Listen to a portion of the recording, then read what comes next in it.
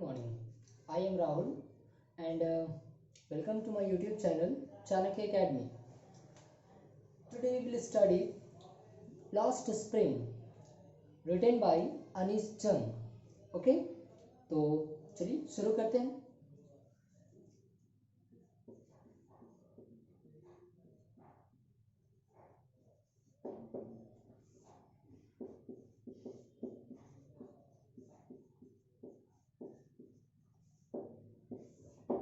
Bye Anees जंग. तो सबसे पहले हम लोग थोड़ा सा राइटर के बारे में जान लेते हैं. तो राइटर का जन्म 1964 को हुआ था और इनका जन्म राउरकेला में हुआ था. उन्होंने अपना चाइल्डहुड और अपना एडोलेसेंस मतलब जिसको कहते हैं हम लोग किशोरा अवस्था, वो उन्होंने हैदराबाद में गुजारा. उनकी जो एजुकेशन हुई वो भी हैदराबाद में हुई और फिर वो United states of America, it means USA से उनका एजुकेशन कंप्लीट हुआ. उनके जो पेरेंट्स थे, फादर एंड मदर, ये दोनों उनके राइटर्स थे. और अनीस जंग भी नेचुरल सी बात है कि अपने फादर और मदर से प्रेरित होकर वो भी एक राइटर ही बनी और उन्होंने अपना काम भारत में आकर शुरू किया as a writer. She has been an editor also, वो एक संपादक भी रह चुकी हैं. And columnist for major newspapers in India and abroad, और वो एक कॉलमिस्ट भी थी. मीन्स वो न्यूज़पेपर में लिखा करती थी और वो न्यूज़पेपर को छपवाती थी, मतलब वो संपादक का काम करती थी. और यही नहीं, वो इंडिया में ही नहीं बल्कि इंडिया से बाहर भी पेपर में, न्यूज़पेपर्स में लिखा करती थी और उसको पब्लिश करवाया करती थी. हम लोग जो भी पढ़ने वाले हैं द लॉस्ट स्प्रिंग, ये उनके बुक से लिया गया है जिसका फुल टाइटल है lost spring the stories of stolen childhood. ये इस बुक का नाम है, नोट डाउन कर लेंगे आप लोग. Lost spring the stories of stolen childhood. ये उनका बुक रहा है और इसी बुक से ये जो छोटा सा एक अंश दिया गया हमें पढ़ने के लिए लॉस्ट स्प्रिंग, हम लोग उसी को पढ़ेंगे. और इस चैप्टर में हम लोग एनालाइज करेंगे कि किस तरह से बच्चों का जो चाइल्डहुड है वो चुराया जा रहा है, स्टोल किया जा रहा है. बच्चे जब अपने बचपन में होते हैं, बचपन के समय में, तो उनको हमें खेलने देना चाहिए. वो उनके मस्ती करने का समय होता है, ना कि काम करने का समय होता है. और इस चैप्टर में हम सब इसी के बारे में डिस्कस करेंगे कि किस तरह से जो चिल्ड्रन का लाइफ है वो एक्सप्लॉइट किया जा रहा है कुछ रिच लोगों के द्वारा. तो चलिए देखते हैं हम लोग. सबसे पहले हम लोग जानेंगे कि ये जो स्टोरी है लॉस्ट स्प्रिंग, ये 2 पार्ट्स में है. ठीक है. तो सबसे फर्स्ट पार्ट जो है उसमें हम जो स्टोरी पढ़ने वाले हैं वो है साहिब आलम का. साहिब आलम. ओके. तो साहिब आलम का जो स्टोरी है हम सब उसी को पहले पढ़ेंगे, क्योंकि जो फर्स्ट पार्ट है उसमें साहिब आलम एक बच्चा है और ये एक रैग पिकर है. रैग पिकर का मतलब होता है कूड़ा चुनने वाला. जो छोटे छोटे बच्चे हमारे आसपास के मोहल्लों में देखने को मिल जाते हैं सुबह सवेरे या फिर दिन के किसी भी समय, जो बिल्कुल खाली पैर होते हैं, वो कूड़ा चुनते हैं. उन्हें खाने का बिल्कुल भी नहीं मिल पाता है. एक ऐसा समय बचपन का जिस समय उन्हें खेलने का समय होता है, पढ़ने का समय होता है, परंतु वो उस बचपन को कूड़ा चुनने में बर्बाद कर रहे हैं. तो चलिए, अनीस जंग है वो साहिब आलम से मिलती हैं अपने ही मोहल्ले में और वो कहती हैं कि तुम लोग क्या कर रहे हो यहाँ पर. साहिब आलम अकेले नहीं है, उनके साथ 2-4 और बच्चे हैं, क्योंकि कूड़ा जो बच्चे चुनते हैं वो समूह में होते हैं, ग्रुप में होते हैं। साहिब आलम जो है, हमें उसका नाम पहले नहीं पता है, वो एक बच्चा है, नाम ये बाद में बताता है इस राइटर को, अनीस जंग को। तो वो पूछती है कि तुम क्या करते हो ये सब। साहिब आलम बोलता है कि मैं यहाँ पर सोना चुनता हूँ। यहाँ पर सोने का मतलब है कि मैं यहाँ पर कूड़ा चुनता हूँ, जिसको बेचकर मैं कुछ पैसे कमाता हूँ और उस पैसों से मैं अपने लिए खाना खरीदता हूँ। वो कहता है कि मैंने बहुत समय पहले ही अपना घर छोड़ दिया, जिसकी वजह से हमें यहाँ पर आकर कूड़ा चुनना पड़ रहा है। वो कहता है कि हम सब एक अच्छी फैमिली से बिलोंग करते थे, हम सब ढाका में रहते थे। कहाँ रहते थे? ढाका में। इस पॉइंट को नोट कीजिएगा, साहिब आलम का परिवार ढाका में रहता था और काफ़ी समय पहले इनका घर और इनका खेत सब कुछ तूफान में बहकर चला गया। जो सुनामी आई, जो तूफान आया, उसमें सब कुछ बहकर चला गया, सब कुछ समाप्त हो गया, जिसके वजह से साहिब आलम और उसके फैमिली को इंडिया में आकर रहना पड़ रहा है, सीमापुरी में आकर रहना पड़ रहा है। जब लेखिका उससे पूछती है कि तुम ऐसा क्यों करते हो, तो वो कहता है, बच्चा साहिब आलम, कि मेरे पास और कोई दूसरा काम नहीं है करने के लिए, इसलिए मैं यही काम करता हूँ।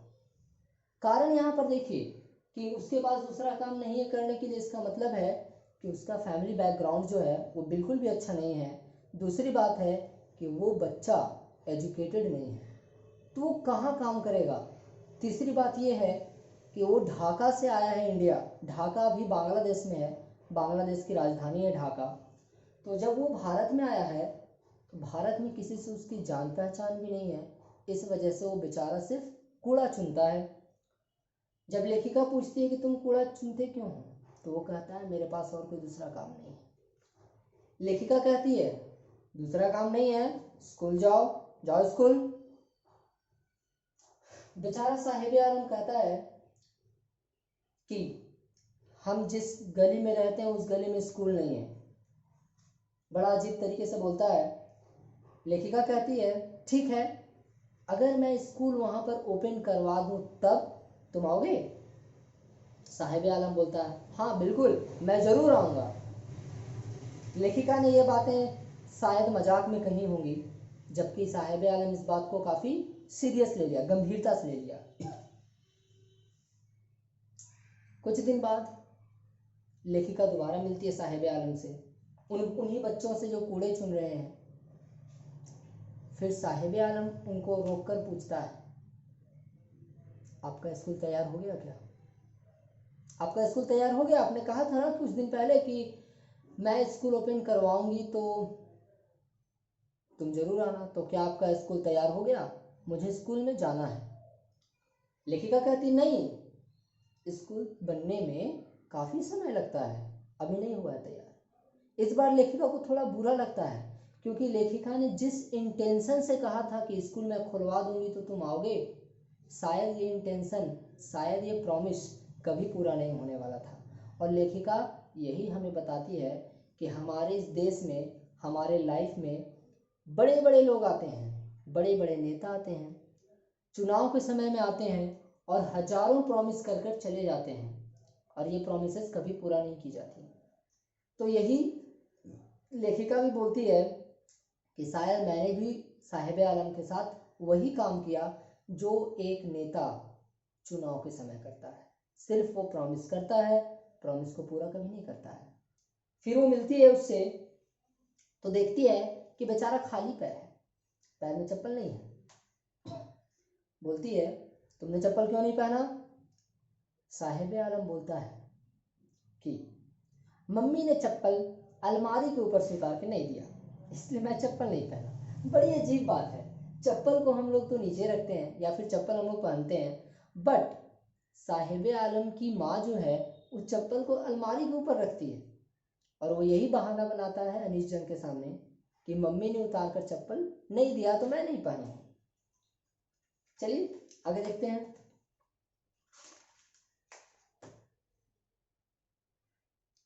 तभी साहिब आलम के साथ एक दूसरा बच्चा जो रहता है वो कहता है कि नहीं, ऐसा नहीं है, इसकी मम्मी उतार के देती है ना चप्पल, लेकिन ये नहीं पहनता है, बहुत बदमाश है।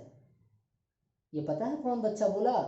वो बच्चा बोला जिसने 2 पैरों में 2 तरह से जूते पहने हुए थे, मतलब 2 किस्म के जूते,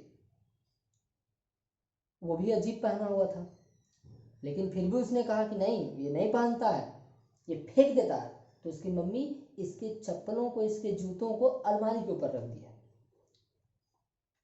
चलिए, लेखिका तब सोचती है कि ये जो बच्चे हैं, इनका माइंडसेट क्या है, इनके दिमाग में क्या चलता है?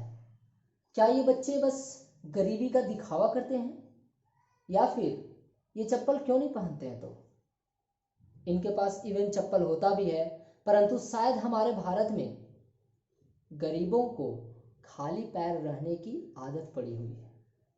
ये लेखिका कहती है, लेखिका अपने मन में सोचती है, इसलिए शायद साहिब आलम भी चप्पल नहीं पहना है।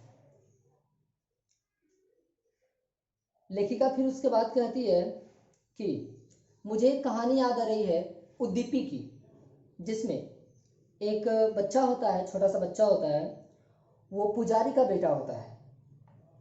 तो वो पुजारी का बेटा जो होता है वो हमेशा मंदिर जाता है और मंदिर के बाहर खुले हुए तरह तरह के चप्पलों को वो देखता है और जूतों को देखता है और भगवान से प्रार्थना करता है कि हे भगवान, मुझे एक जोड़ी, एक पेयर मुझे जूते दिलवा दो।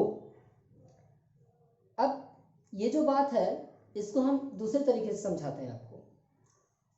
आपने एक फिल्म देखा होगा, या आपने अगर नहीं देखा है तो उस फिल्म को आप जरूर देखेंगे। उस फिल्म का नाम है बम बम भोले। उस फिल्म में बिल्कुल इसी स्टोरी को बताया गया है। एक प्रिस्ट का बेटा है, वो चप्पलों को देखता है, बट उसके फादर के पास उतना मनी नहीं है जिससे कि वो पैसे जुटा पाए और चप्पल या जूते खरीद पाए। और वो प्रतिदिन जाता है मंदिर में, प्रार्थना करता है कि हे भगवान, मुझे एक पेयर, एक जोड़ी जूते दिलवा दो। बिल्कुल वही स्टोरी है यहाँ पर, इसलिए मैं कह रहा हूँ आप वो पिक्चर जरूर देखेंगे, बहुत वो इंस्पायरेशनल पिक्चर है। तो चलिए आगे देखते हैं। लेखिका कहती है कि 1971 में उनका फैमिली सीमापुरी आ गया था, और सीमापुरी का मतलब होता है, सीमापुरी में रहने का मतलब होता है सिर्फ और सिर्फ कूड़े चुनना। क्योंकि सीमापुरी में बस वही लोग रहते हैं जो बिल्कुल भी अनपढ़ हैं, बिल्कुल वो पढ़े लिखे नहीं हैं, उनके पास कूड़ा चुनने के अलावा दूसरा कोई काम नहीं होता है, इसीलिए वो लोग वहीं पे रहते हैं। खैर आगे देखते हैं। लेखिका एक लाइन कहती है, सर्वाइवल इन सीमापुरी मीन्स रैग पिकिंग। और ये बहुत इंपॉर्टेंट लाइन है एग्जामिनेशन पॉइंट ऑफ व्यू से। मैं लिखता हूं उस लाइन को।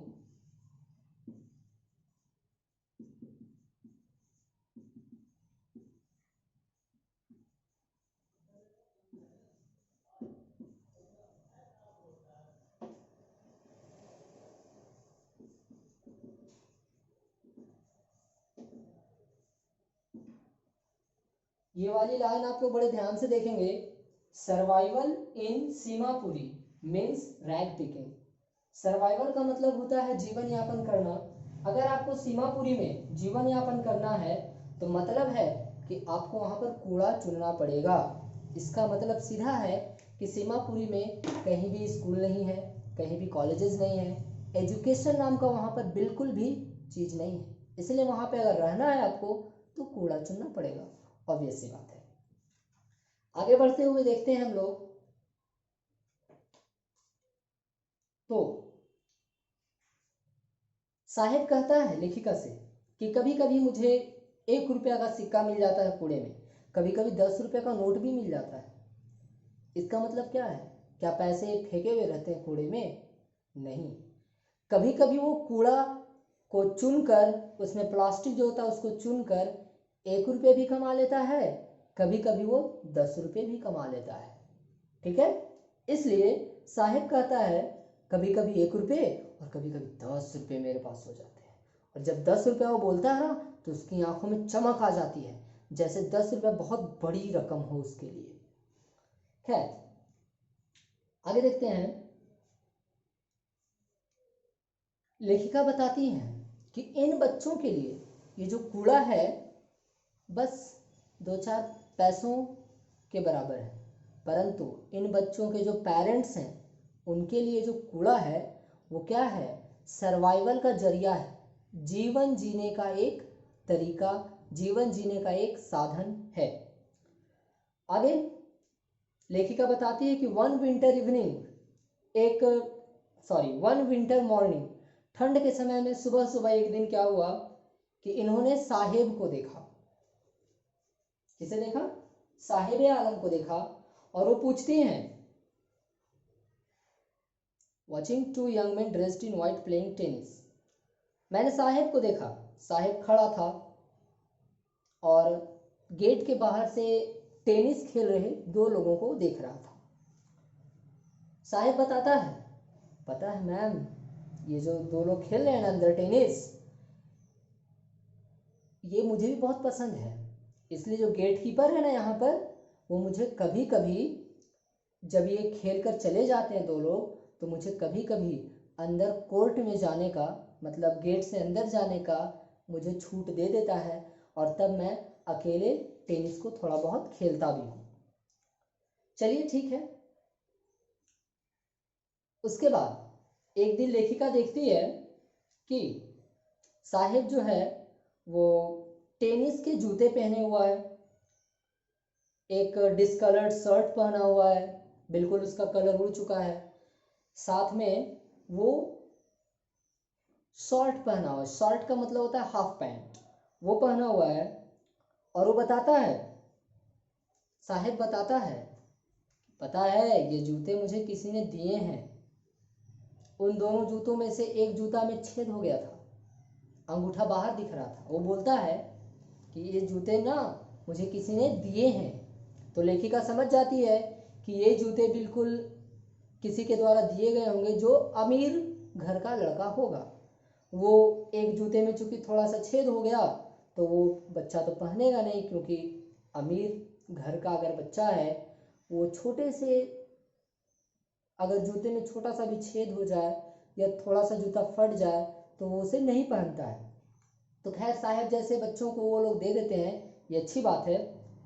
और लेखिका तब ये देखती है, खैर चलो भाई, फटे हुए जूते ही सही, कम से कम खाली पैर रहने से तो बढ़िया है तुम्हारे पास कुछ तो है।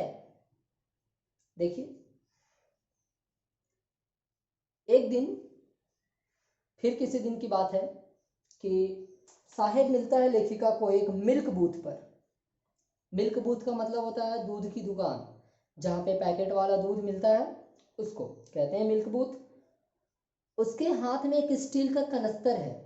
कनस्तर मतलब केतली, आप लोग जानते होंगे शायद, जिससे चाय ढाल के देता है दुकान में, वही केतली है उसके हाथ में। जब साहेब से वो बात करती है तो साहेब बोलता है कि पता है मैम, मैं ना अब एक दुकान में काम करता हूँ, मैं एक दुकान में काम करता हूँ, चाय की दुकान है।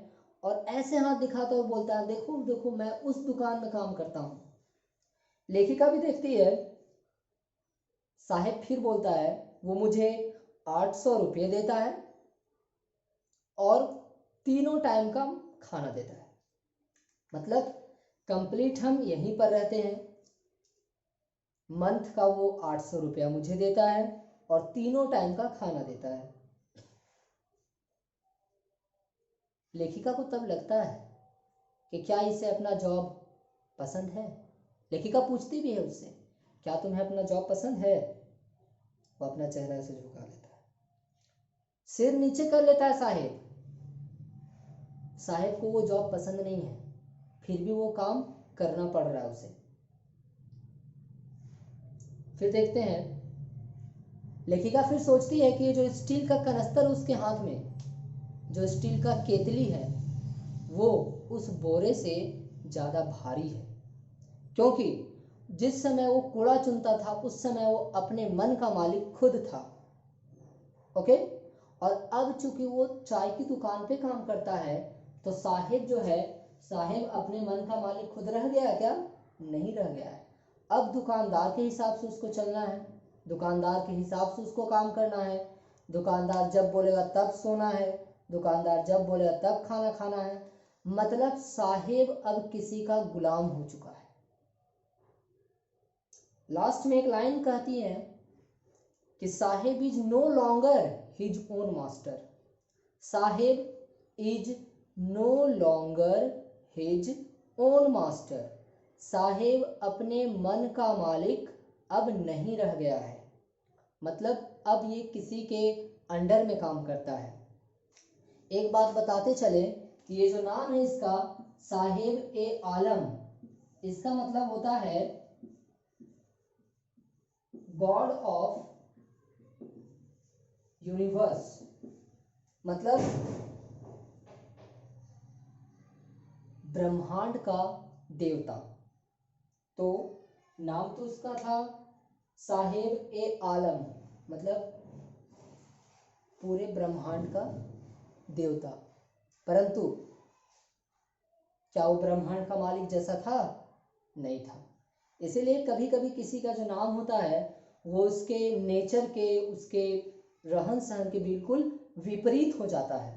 इसलिए हमें इस कहानी से ये शिक्षा मिलती है कि हमारे सोसाइटी में, हमारे कंट्री में बहुत सारे ऐसे बच्चे हैं जिनका स्प्रिंग लॉस्ट हो चुका है। स्प्रिंग का मतलब होता है चाइल्डहुड, वसंत, क्योंकि सालों भर में सबसे ज़्यादा अच्छा मौसम होता है वसंत। और यदि किसी इंसान के लाइफ की बात करें तो उसके लाइफ का सबसे गोल्डन पीरियड होता है उसका चाइल्डहुड। अगर कोई बच्चा काम कर रहा है चाय की दुकान पे, होटल्स में, तो उसका बचपन क्या हो चुका है? खो चुका है, लॉस्ट हो चुका है। ओके, तो चलिए, उम्मीद है कि आपको समझ में आ गया होगा स्टोरी। तो हम लोग इसके दूसरे पार्ट को नेक्स्ट वीडियो में देखेंगे। Okay, thank you, bye bye.